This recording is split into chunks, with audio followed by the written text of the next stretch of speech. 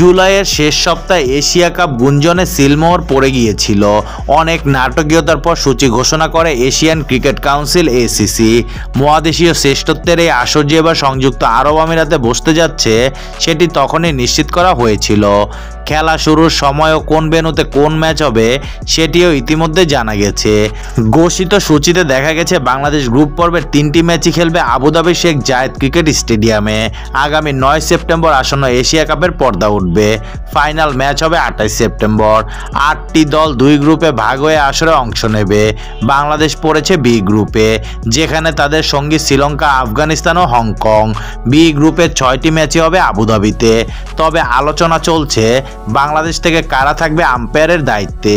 বিসিবির একটি সূত্রে জানা গিয়েছে এসিসি বিসিবির কাছ থেকে 2 জন আম্পায়ার চেয়েছে এশিয়া কাপের জন্য। বিসিবিও সেই হিসেবে 2 জনকে পাঠাতে পারে ম্যাচ পরিচালনার জন্য। এক্ষেত্রে 2টি নাম উঠে এসেছে, মাসুদুর রহমান মুকুল এবং গাজী সোহেল। খুব দ্রুতই জানা যাবে কারা থাকছে দায়িত্বে।